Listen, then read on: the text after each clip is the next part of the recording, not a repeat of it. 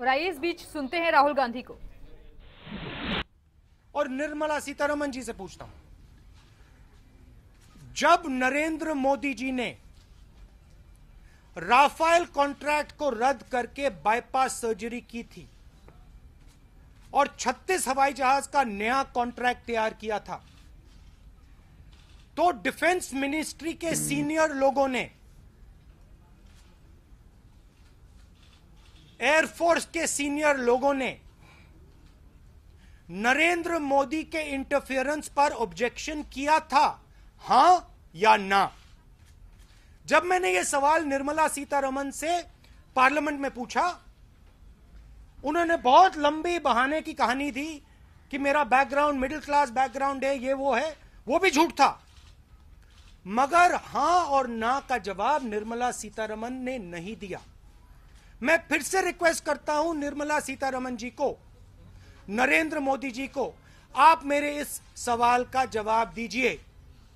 जब आपने bypass surgery की, 126 से 36 हवाई जहाज का कॉन्ट्रैक्ट बदला, क्या एयरफोर्स के सीनियर लोगों ने, डिफेंस मिनिस्ट्री के सीनियर लोगों ने आपके इंटरफेरेंस पर ऑब्जेक्शन किया था, हां या ना? हम और कुछ नहीं मांग रहे हैं, बस आप एक शब्द का जवाब दे दीजिए, या हां कह दीजिए या ना कह दीजिए। आखिरी बात, निर्मला सीतारमण जी ने कहा कि हम एचएएल की मदद कर रहे हैं। छोटा सा सवाल, डैसोल्ट कंपनी ने एक भी हवाई जहाज डिलीवर नहीं किया है, आज तक एक हवाई जहाज नहीं आया है।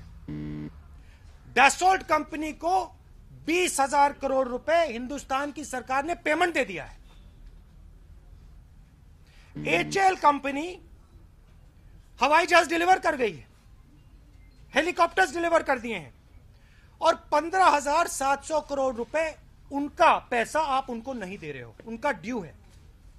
फॉरेन कंपनी अनिल अंबानी के मित्र 20,000 करोड़ रुपए बिना एक हवाई जहाज बनाए आप दे देते हो, और पब्लिक सेक्टर कंपनी हेलीकॉप्टर बनाए आपको दे दे, हवाई जहाज बना के दे दे, आप उनको उनका पैसा नहीं दे रहे हो।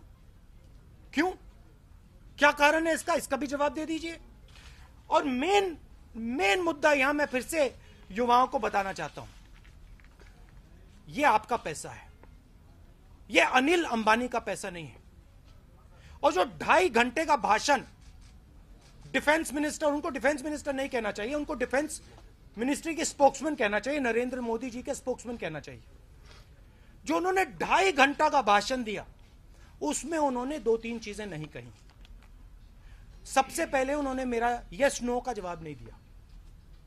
नंबर 2, उन्होंने यह नहीं बताया कि 30,000 करोड़ रुपए अनिल अंबानी को किस बेसिस पे दिए गए, और इन सवालों का जवाब अभी तक नहीं मिला है। और आपने देखा भाइयों और बहनों कि देश के जो चौकीदार हैं वो लोकसभा में नहीं आ सकते हैं, लोकसभा में आने से डरते हैं, राफेल के सामने खड़े नहीं हो सकते हैं, क्योंकि अगर नरेंद्र मोदी जी मेरे साथ डिबेट कर जाएं, मुझे 15 मिनट दे दो, नरेंद्र मोदी जी के साथ मुझे 15 मिनट दे दो, 15 मिनट, 16 नहीं चाहता हूं मैं, पूरे देश को समझ आ जाएगा राफेल में क्या है। नहीं आ सकते हो, क्योंकि चौकीदार ने चोरी कराई है। और पूछिए। आप पहले निर्मला सीतारमण का इस्तीफा, तो राफेल को लेकर एक बार फिर से बीजेपी पर निशाना साधा है राहुल गांधी ने।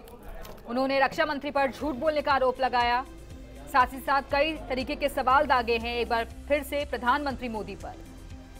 और उन्होंने साथ ही यहां पर यह भी कहा कि रक्षा मंत्री या तो सबूत लाकर दे दे या फिर अपना इस्तीफा यहां पर सौंप दिया जाए। साथ ही उन्होंने यहां पर एक चेतावनी भी दी है कि मैं झूठ का झूठ और पानी का पानी यहां पर कर सकता हूं, क्योंकि मुझे सिर्फ 15 मिनट का मौका दीजिए, क्योंकि प्रधानमंत्री लोकसभा में नहीं यहाँ पर संसद में नहीं आ सकते हैं। और इसके अलावा उन्होंने कहा कि 15 मिनट में अगर वो मेरे साथ बातचीत करते हैं तो मैं सारे सबूत उनके सामने लाकर खड़ा कर दूंगा, मुझे 16 मिनट नहीं चाहिए। तो हालांकि जिस तरीके से राफेल को लेकर मुद्दा जो है गरमाया हुआ है, कांग्रेस सरकार लगातार भारतीय जनता पार्टी पर हमलावर हो रही है। वे भारतीय जनता पार्टी कहती है कि सुप्रीम कोर्ट से जब क्लीन चिट मिल गई है, आखिर क्यों इस मुद्दे को और ज्यादा बड़ा बनाया जा रहा है।